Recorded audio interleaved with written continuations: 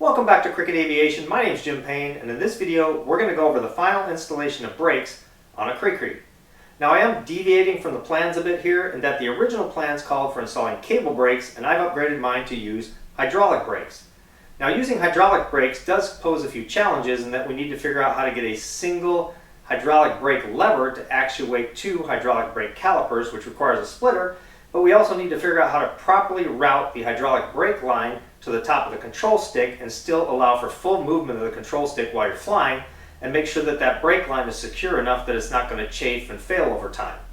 So I figured out some really good solutions to this problem, so please watch the video and you get to see what I've done to solve these issues. If you can like the video, I'd appreciate it. If you're not a subscriber, please subscribe to the channel. Thanks for watching.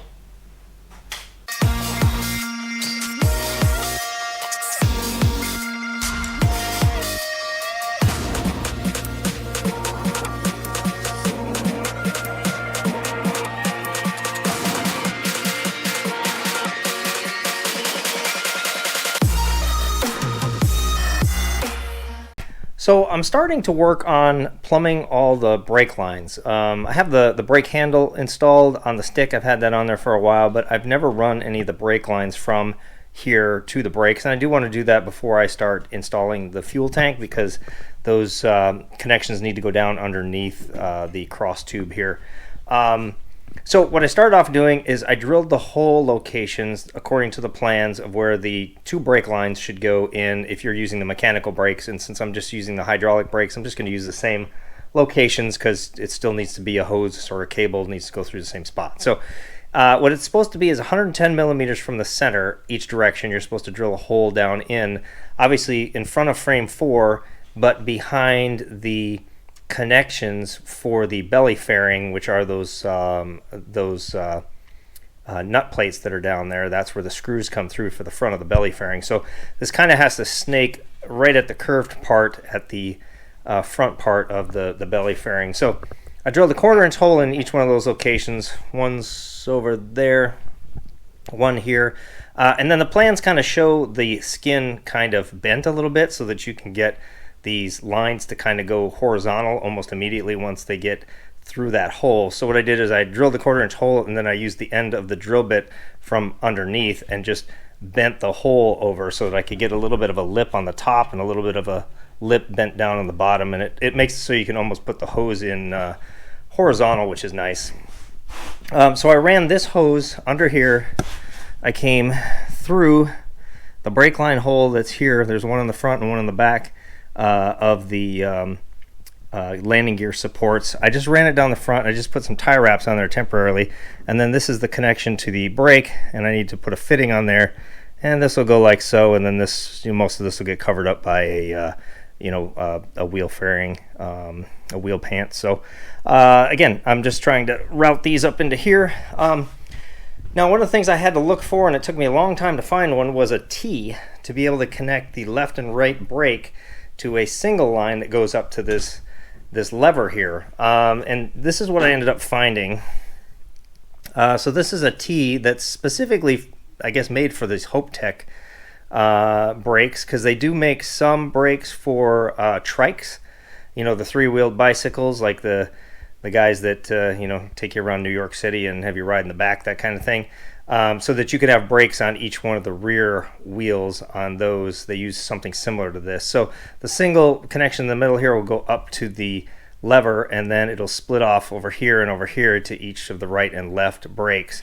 And then this is designed to use, in my case here, these Hopetech fittings, which allow me to connect the exact hose size that I'm using here, which is this stuff here. And so again, I'm just going to put that down here in the middle, and then my plan is that the hose that comes down here, and what's really nice, this Hopetech lever worked out so well as far as its configuration for the CriCri, because again, the main thing that I found is that this exits parallel to this, and in most of the other brake systems, a lot of them shot out the front because they're designed to make the line come off the front of your bike and then curve around and go down the frame. Whereas this one is exactly parallel with the stick, which is nice because it's exactly in the right spot for that hose to pass right by these two nuts in the front of the stick here where I can put just a cable clamp on one side and have that run right down to a cable clamp, and then it can run down here to the bottom where it goes to the T. So again, I don't know what other levers would work as well as this one does, because the configuration is perfect. It just couldn't have been better. So I'm going to keep plumbing these lines. I'm going to get a line on the other side that goes to the brakes. Now the brakes on the other side, because the caliper has to be reversed on the other side. The caliper is actually on the front, whereas on this side it's on the back. And that's just because we're only dealing with a single caliper that's not reversible. So so what we'll have to do on the other side, we'll come out the rear hole on that side down, and then it'll connect to the front. Let's see. The only thing I did notice is underneath the fuselage here, there's the brackets for the landing gear arm, and you can't get through those on this side, but you can on the other side, which is good because I was able to route this through the front, and it didn't have to go past the support brackets on the inside, or they're kind of one-sided for the swing arm thing that's underneath. Whereas on the opposite side, where it does need to go to the back side of the gear, those don't exist, and you can actually get through the gear, above the gear, and over. So it worked out good that way too. That I had one going this direction that had to come out front, and the other one had to go out the back. All right, so let me get the other hose in here and get the other hoses cut to fit. I'll see if I can get the fittings on and see if I can get this attached, and then I'll figure out how long this piece needs to be that connects down the middle. By the way, so cutting these hoses and also cutting the pedostatic line hose, if you don't have a special tool, because you're really not supposed to use like a flat cutter, but if you have some dog fingernail clippers, they actually work really well for cutting these curved hoses, because it's actually curved. Let's see if I can grab mine here. They're actually shaped like cable cutters almost, and they work very, very well at cutting hose. So anyway, I've been using these to cut these hoses because I don't have an actual curved cutter designed for cutting hoses, so that it doesn't pinch it and crimp the end of it. But anyway, just thought I'd comment on that. It actually worked pretty well. So let me go and get the hose routed on the other side, and I'll see if I can get that T connected. I got a little further here with the brake lines. I do have them all connected now from the T up to the brake handle, and then I have them coming out both sides. But the landing gear, this one's coming out the front, goes down, and I've just got it temporarily connected with some tie straps here. Have it coming around here, and I have it connected to the caliper, which isn't completely bolted in yet, but that's exactly where it's going to go. I do need to figure out some way of attaching this to the front of the landing gear. I'd like to figure out some permanent solution that's not using tie straps, but anyway, for now that's what I'm doing.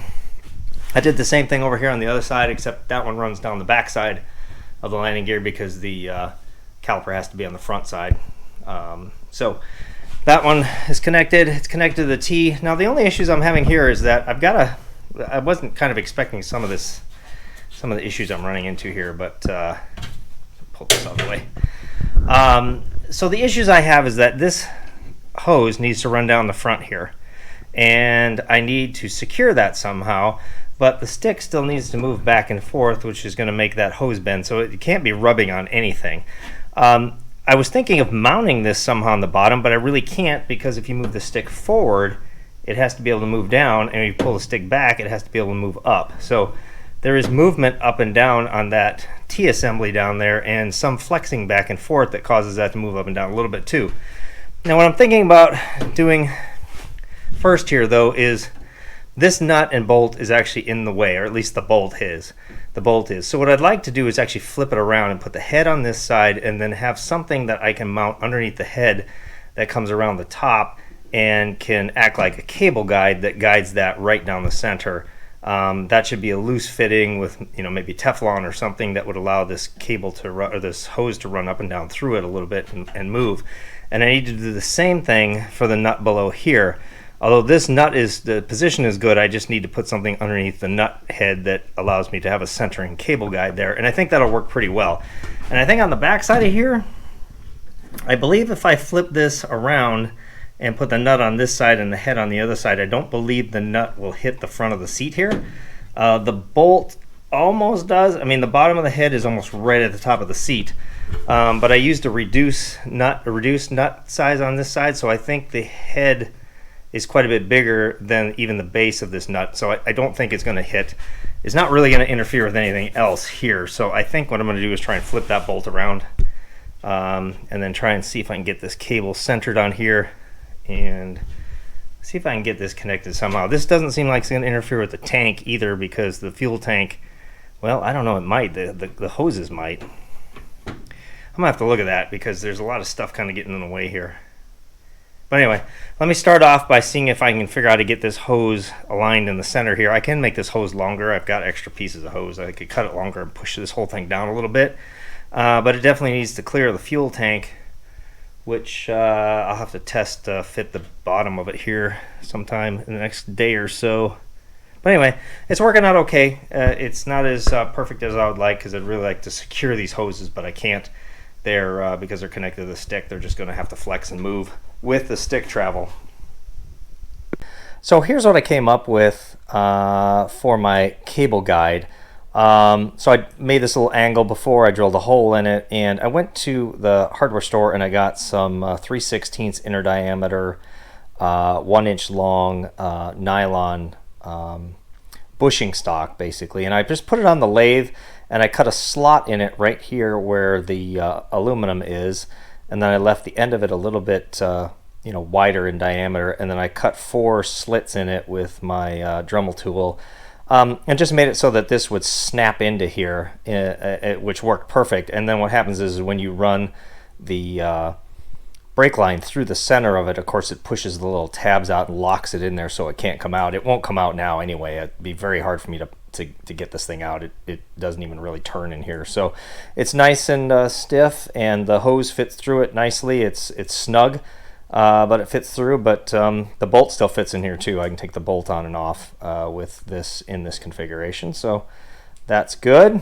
So I will stick this on here and show you what it's going to look like on the airplane, and I think what I'm going to do is make a second one that goes down here on this this lower mount also, just to keep the cable in the right place. So this is what this support looks like installed. I don't have it tight or bolted in. I just have the bolt slip through the hole. But what I'm thinking of doing is actually putting a bushing between the support and the bolt so that this can rotate like this. I think it's going to put a lot less stress because I've got not a lot of distance between here and here where all that bending's got to happen, and the rotational point is actually at the bolt, not up here. So if I put a bushing in there and tighten the bolt and allow this to rock back and forth, I think that's the best solution. Then what I'm going to do down here is there's another bolt down here. That's for the pin that goes through, that is the stops for the ailerons. I think what I'm going to do is put another one similar to this that will be just bolted right to it. I might flip again the bolt around so the head's on this side, but that one will be fixed right there in the middle. This one at the top I'll just allow to rotate like this, and then it should allow the bottom part to move up and down similar to that, and I think it's going to put the least amount of stress on everything. These cables can rotate here a little bit up and down, and then all the pivoting will basically be from down here, around this. So I think it's going to put the least amount of stress on everything. So I'm going to take this off. I'm going to go ahead and round all the edges and round this down here at the bottom and drill the hole a little bit bigger so I can get a bushing in there and clean it all up. And then I'll go ahead and make another one of these for down here, similar to this. Like I said, I'm just going to make it so it's fixed and just bolt it in, permanently. All right, let me get back to work here and see if I can finish the rest of this. So this is what this looks like coming off the lathe before I cut the slits in the end to make it so that it can pinch this part together and snap on there. So this is for the lower one. I'm just making the aluminum mount for that right now. So let me go cut the slits in the bottom of this and see if I can snap it into my aluminum angle that I created already. So I have all the supports now for the brake line hose connected here on the stick. I'm actually very happy with how this is working out. This I can't imagine this could be any better. So I'm very pleased with how it works. So you can see on the top, the top support there just pivots, and it allows the cable to rotate basically where the bolt is, which is where the stick is rotating. So there's no pulling up and down on this as it's rotating, which is nice. It's just bending the hose a little bit right there. That's at max deflection. I've got clearance between the head and the hose there, so that's not rubbing. This one I installed and just fixed this one into place, just screwed it in so that one doesn't move. But then when you push the stick forward, you can see the whole assembly goes up and down with the T. And again, there's almost no resistance there at all. So that's flexing very little as far as the, over the distance that the cable's going that goes underneath the airplane. So I don't think there's going to be a lot of wear and stress on that. The most is probably going to be right here where this is bending back and forth. And I'll have to make sure I inspect that over time, make sure if that hose is starting to crack or anything that I get that replaced. So I did tighten the hoses here on all of these up on this area, and I was intending to actually start putting brake fluid in it and see if I could get the pressure on the brakes. But I started looking out here and realizing I got more work to do. So the brakes are connected here to the hose, although I haven't tightened these ends yet. But I realized that before I install these brakes and actually start putting brake fluid in it, I need to get the wheel and tire assembly final fit and installed on the airplane, which I have a few things I need to do. I need to put safety wire on these bolts here that are on the brake disc. I did get drilled head bolts that I can put safety wire on, but I also realized that I never installed or cut or made any bearing spacers. Now it's very, very important with a wheel like this to use bearing spacers, because if you don't and you screw that nut down on the axle onto here, you'll actually push this inner race of the bearing in and have it bind against the outside bearing. Now the thought might be as well, let's just put this on here. We got a cotter key on here. We can just put it on there loose and kind of like you would maybe with a lawnmower. But that's not a good idea, because what can happen is the bearing inner race here could actually start to spin on the aluminum axle, and we wouldn't want that because that could wear very quickly or generate a lot of heat. We need to make sure that this inner race of these bearings stays fixed and doesn't move, and the only way to do that is to make sure that you have the inside lip here on the axle. You've got a bearing, you've got a spacer in between, you've got another bearing, you've got the nut, so that when you actually tighten down the nut, it's forcing the bearings to push together against the spacer, keeping the spacing accurate there. So what I do have is I have some 3/4 inch 16th inch wall tubing that I think I'm going to use for my spacer. So this axle is 5/8 of an inch. This is basically 5/8 of an inch inside. It's slightly under. So I'm going to have to take a little bit of material out. I mean, it's very, very slight. It just doesn't quite fit over the axle. And it's probably just a matter of putting some Scotch-Brite through there and cleaning it out inside. But this should work well for a spacer. It doesn't need to be steel, I don't believe. So I will be cutting a couple pieces to fit inside each one of these wheels, and I'll try and get them to fit as accurate as possible so that, again, we don't end up with any binding. And then, of course, I can tighten down that nut really hard, and I can tell by spinning the wheel if I've got any binding, in which case I may need to adjust the size of the spacer, which I'm hoping I don't have to do, because I'm just going to spend some time taking the wheel apart and figuring out exactly what that distance is between the inside of the bearings. See if I can get an accurate cut. So that's what I'm going to work on now, is just try and get these wheels finished, axles finished, get the wheel installed, and then I can actually install the brake caliper on the brake disc, and then I'll go ahead and get some fluid in the brake lines and see if I can pressurize them and check for leaks. All right, I have one of the wheel spacers made. So this is exactly 2 3/8 of an inch long. That seemed to fit perfect.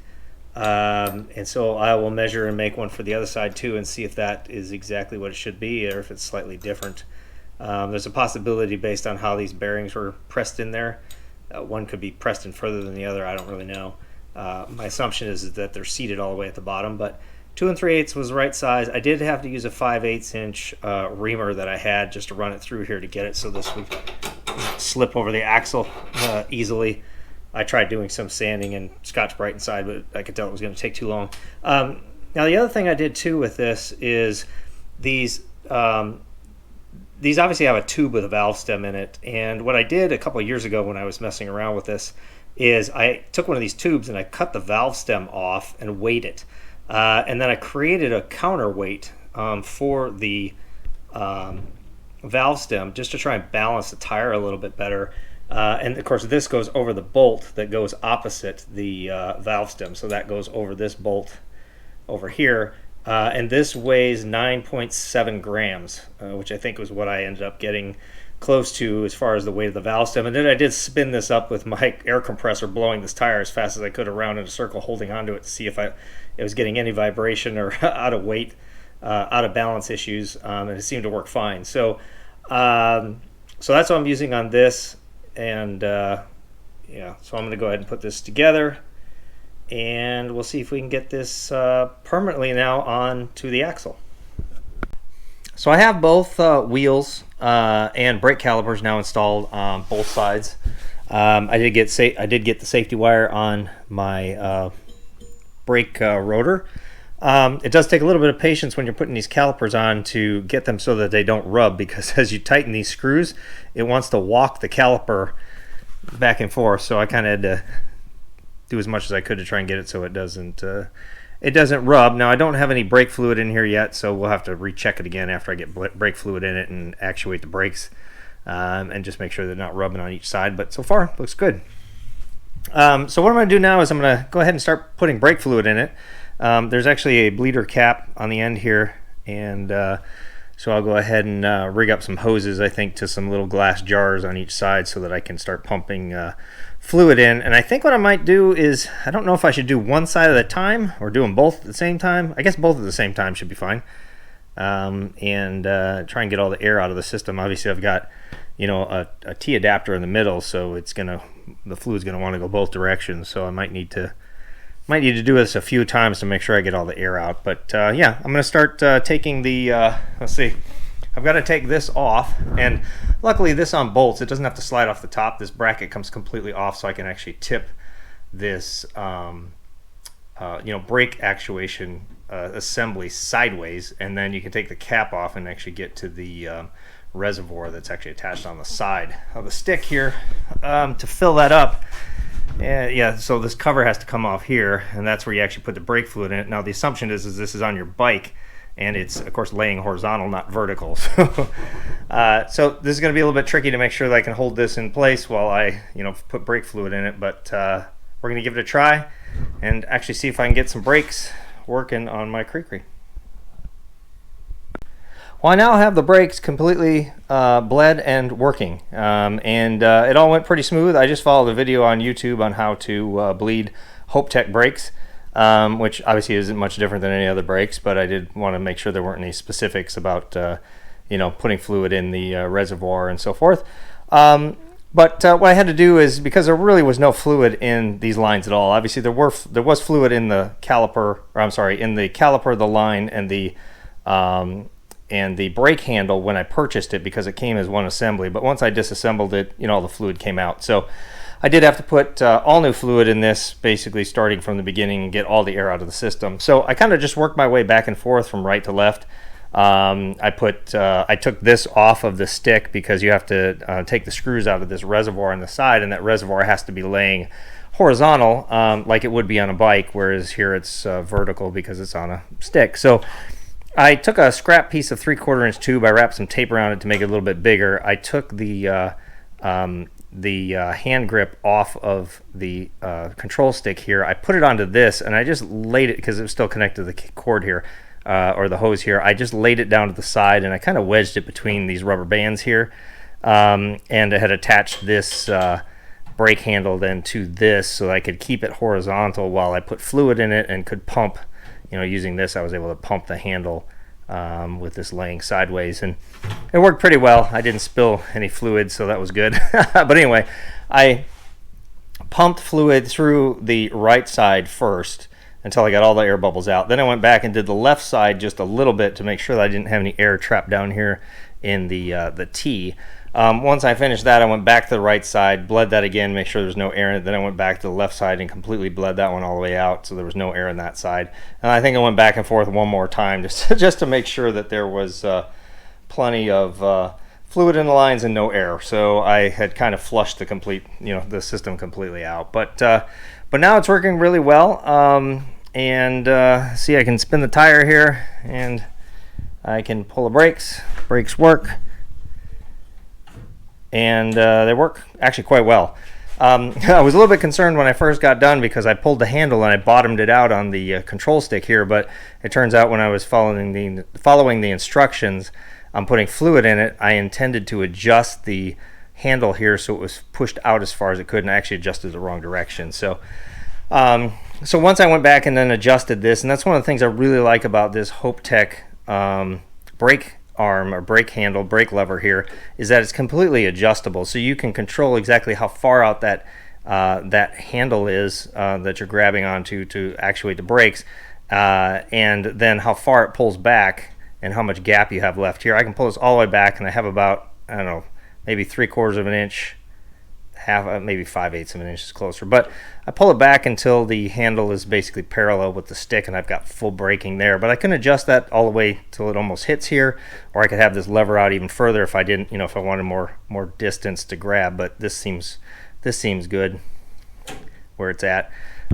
So anyway, yeah, the brakes are all working. They seem to work quite well.